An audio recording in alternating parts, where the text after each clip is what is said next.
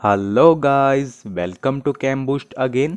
तो आज हम डिस्कस करने वाले हैं एल्केन्स एंड साइक्लो एल्केन्स का लेक्चर नंबर 5, जिसमें हम बेसिकली डिस्कस करने वाले हैं डी कार्बोक्सिलेशन रिएक्शन के बारे में। सबसे पहले हम देखेंगे कि D carboxylation of carboxylic acid क्या होती है, उसके एग्जांपल को देखेंगे, देन हम मैकेनिज्म को देखेंगे, उसके बाद हम उसकी लिमिटेशंस को देखेंगे। इससे पहले वाले लेक्चर में हम वुज रिएक्शन और कोरे हाउस रिएक्शन को कर चुके हैं। मैं आपको हाईली रिकमेंड करना चाहूँगा कि आप उन लेक्चर्स को ज़रूर देखें। उन सभी का लिंक आपको प्लेलिस्ट सेक्शन में मिल जाने वाला है। तो चलिए लेक्चर को बिना टाइम वेस्ट किए स्टार्ट करते हैं।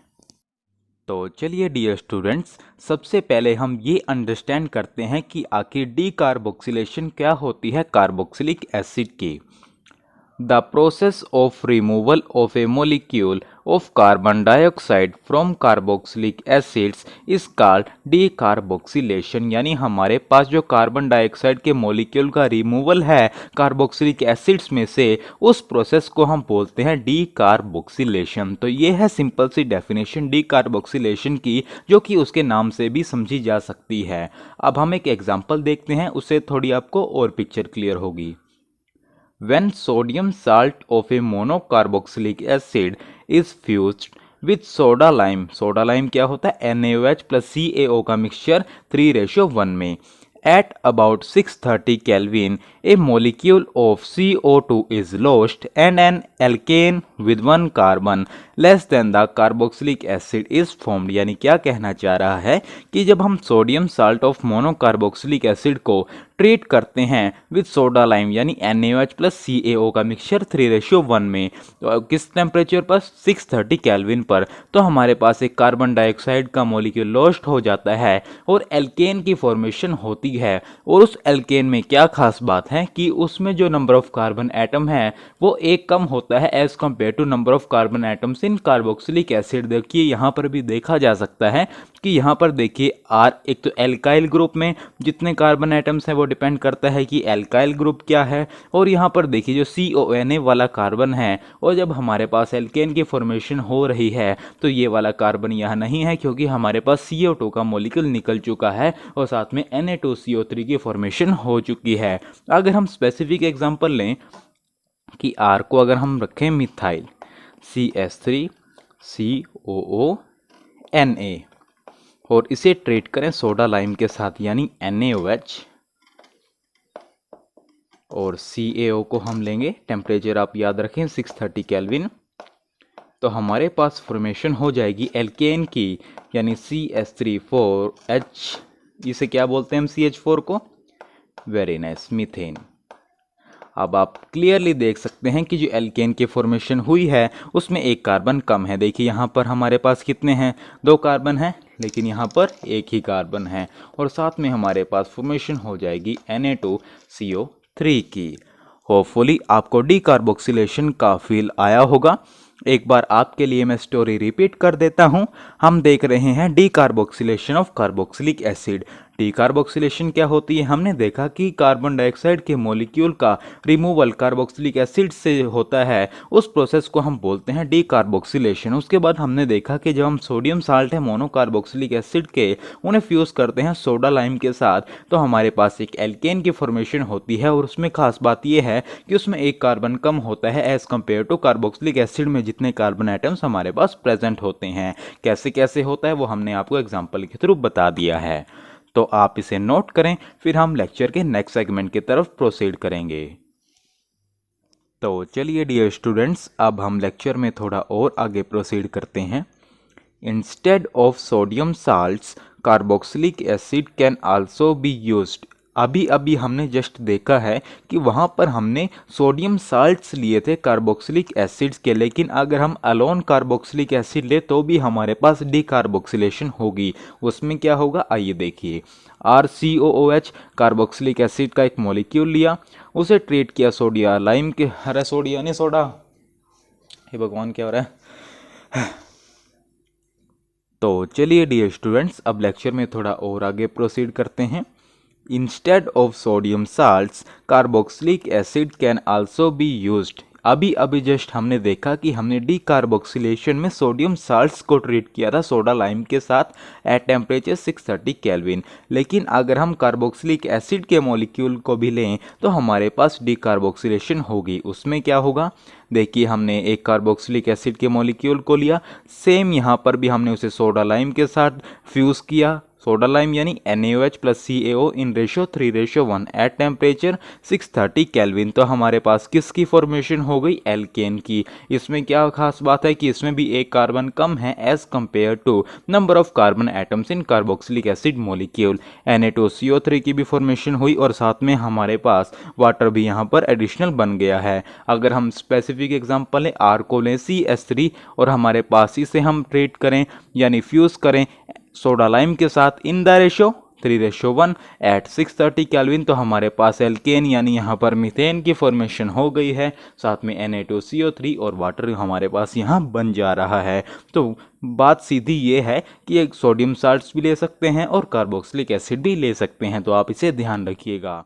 तो नोट बनाकर लिखिएगा, काफ़ी इंपॉर्टेंट पॉइंट है। अभी जस्ट हमने देखा कि हमने यहाँ पर सोडा लाइम लिया है यानी NaOH और CaO का मिक्सचर लिया है। बात यह आती है कि क्या हम सिर्फ सोडियम हाइड्रोक्साइड अलोन ले सकते थे, तो आंसर है ले सकते थे, लेकिन यहाँ पर हमारे पास सोडा लाइम प्रेफर किया जाता है। ऐसा क्यों, उसके पीछे हमारे पास 2 मेजर रीजंस हैं। यही बात हमने यहाँ पर लिखी है, sodium hydroxide alone could also have been used in above reaction but soda lime is preferred because of the following reasons. आइए उन रीजंस को जानते हैं। सबसे पहला reason, it permits the reaction to be carried out at a relatively high temperature to ensure complete decarboxylation. यानी अगर हमारे पास सोडा लाइम लिया है हमने as compare to sodium hydroxide, तो हमारे पास जो रिएक्शन है वो रिलेटिवली हाई टेम्परेचर पर होगी, यानी हमारे पास ये पूरी इंश्योरिटी होगी कि डीकार्बोक्सिलेशन कंप्लीट हो गई है। सेकंड रीज़न क्या है, CaO present in soda lime keeps it dry because NaOH is quite hygroscopic यानी absorb moisture from air। इसका क्या मतलब है कि जो CaO है वो सोडा लाइम को ड्राई रखता है। अब अगर वो ड्राई नहीं होगा तो वो मॉइस्चर एब्जॉर्ब करेगा एयर में से और हमारे पास डीकार्बोक्सिलेशन कंप्लीट नहीं होगी। तो इसी वजह से हम सोडियम हाइड्रोक्साइड अलोन ना यूज़ कर सोडा लाइम को यूज़ करते हैं। ये बात हमने आपको यहाँ बहुत अच्छे तरीके से बता दी है, काफ़ी इंपॉर्टेंट पॉइंट है। हमने अभी तक क्या देखा, डीकार्बोक्सिलेशन देखा, देन हमने देखा कि सोडियम साल्ट्स की जगह हम कार्बोक्सिलिक एसिड को भी यूज़ कर सकते हैं। फिर हमने देखा कि सोडियम हाइड्रोक्साइड अलोन नहीं यूज़ करेंगे, सोडा लाइम यूज़ करेंगे। क्यों करेंगे उसके बारे में भी मैंने आपको बता दिया। क्या कि एक तो क्या होता है, हमारे पास रिएक्शन रिलेटिवली हाई टेम्परेचर पर होती है जिससे हमें ये इंश्योरिटी रहती है कि डीकार्बोक्सिलेशन कंप्लीट हो गई है। सेकंड कि NaOH काफ़ी हाइग्रोस्कोपिक है यानी ये मॉइस्चर को एब्जॉर्ब करता है एयर से, उसके कारण हमारे पास डीकार्बोक्सिलेशन कंप्लीट नहीं हो पाती, इसलिए हम CaO को साथ में रखते हैं यानी सोडा लाइम प्रेफर किया जाता है। तो आप इसे नोट करें, फिर हम डीकार्बोक्सिलेशन रिएक्शन की मैकेनिज्म देखेंगे। तो चलिए डियर स्टूडेंट्स, अब हम वो प्रोबेबल मैकेनिज्म देखेंगे जो कि हमारे पास डीकार्बोक्सिलेशन रिएक्शन के लिए हो सकती है। देखिए हमारे पास NaOH यानी बेस से आएगा हाइड्रोक्साइड आयन, ये हम लोन पेयर भी दिखा देते हैं और साथ में आ जाएगा नेगेटिव साइन। प्लस में हमारे पास RCOO negative, C double bond O, इसकी भी लोन पेयर दिखा देते हैं R एंड O नेगेटिव, इसके भी हमने दिखा दिए लोन पेयर, साथ में नेगेटिव साइन। अब देखिए ये जो नेगेटिव है ये यहाँ पर अटैक करेगा, ऑब्वियस सी बात है, और हमारे पास ये इक्विलिब्रियम में रहेंगे। डबल हेडेड एरो से हम दिखाते हैं और हमारे पास बन जाएगा HO, ये हमने लोन पे दिखा दिए, नेगेटिव साइन चला गया क्योंकि ये यहाँ पर कनेक्ट हो गया, CO, ये एज इट इज़ हमारे पास यहाँ पर। अब ये यहाँ आया और ये यहाँ शिफ्ट हो गया, ये देखिए कुछ इस तरीके से, और हमारे पास बन गया O नेगेटिव और साथ में R। अब देखिए हमारे पास ये इधर और ये चला जाएगा हमारे पास इधर, तो हमारे पास ये भी इक्विलिब्रियम में होंगे और हमारे पास फॉर्मेशन होगी R नेगेटिव प्लस में ये as it is HO lone pair, CO lone pair lone pair lone pair negative, और यहाँ पर बन गया हमारे पास double bond O। Lone pair भी हम इसके साथ साथ दिखा देते हैं, ये हमने दिखा दिया। अब देखिए हमारे पास ये यहाँ से H कब स्टैक्ट करेगा और हमारे पास यहाँ पर बन जाएगा, ये बनेगा हमारे पास RH यानी एल्केन, प्लस में हमारे पास बन गया O। अब देखिए ये इधर गया तो हमारे पास ये इधर आ जाएगा O नेगेटिव, C, एक O नेगेटिव यहाँ पर ऑलरेडी प्रेजेंट है, डबल बॉन्ड O, ये हमने दिखा दिया। तो ये हमारे पास प्रोबेबल मैकेनिज्म है, हमने कुछ नहीं किया। OH नेगेटिव को RCO नेगेटिव अटैक किया, इसने कार्बन पर किया, ये यहाँ पर शिफ्ट हो गई, ये इक्विलिब्रियम में रहते हैं, हमारे पास यहाँ पर ये बन गया। उसके बाद ये नेगेटिव चार्ज लोन पेयर इधर और ये इधर R नेगेटिव, प्लस में ये हमारे पास बन गया। उसके बाद यहाँ से इसने H को अब्स्ट्रैक्ट किया और हमारे पास ये बन गया। होपफुली आपको यहाँ पर प्लस साइन है, मैकेनिज्म काफ़ी क्लियर हुई होगी। इसके हेल्प से ही हम जो रिएक्शंस दी जाती हैं डीकार्बोक्सिलेशन की उसे सोल्व कर सकते हैं। तो आप इसे नोट करें, फिर हम डीकार्बोक्सिलेशन रिएक्शन की लिमिटेशंस को देखते हैं। तो चलिए डियर स्टूडेंट्स, अब हम डीकार्बोक्सिलेशन रिएक्शन की लिमिटेशंस को देखते हैं। आइए रीड करते हैं। Only sodium acetate gives a good yield of methane, while in all other cases such as decomposition of sodium propionate, butyrate and caproate a mixture of products is obtained. यानी हमारे पास जब हम सोडियम एसीटेट की बात करते हैं तो उस केस में तो हमारे पास मीथेन की अच्छी यील्ड आती है, लेकिन अगर हम बात करें डिकम्पोजिशन ऑफ सोडियम प्रोपियोनेट की, ब्यूटायरेट की, कैप्रोएट की, तो हमारे पास मिक्सचर्स मिलते हैं प्रोडक्ट के, यानी हमारे पास मीथेन की अच्छी यील्ड यानी एल्केन की अच्छी यील्ड नहीं आती। एग्जाम्पल से समझते हैं, बिल्कुल पिक्चर क्लियर हो जाने वाली है आपको। ले लेते हैं एग्जाम्पल सोडियम प्रोपियोनेट का, CH3, CH2, COO, Na, ये है हमारे पास सोडियम प्रोपियोनेट। जब हम इसके डीकार्बोक्सिलेशन करते हैं यानी फ्यूज करते हैं with NaOH plus CaO at temperature 630 kelvin, तो हमारे पास मिक्सचर मिलता है प्रोडक्ट्स का, यानी CH3 प्लस में CH4 प्लस में H2 प्लस अनसैचुरेटेड हाइड्रोकार्बन, यानी doubly bonded, triply bonded unsaturated hydrocarbons. और हमारे पास अगर मैं इनकी परसेंटेज भी आपको बताऊं तो ये होती है नियर अबाउट 44%, यानी जो हमारे पास इथेन है। और मीथेन की अगर हम बात करें तो सिर्फ 20% माय डियर।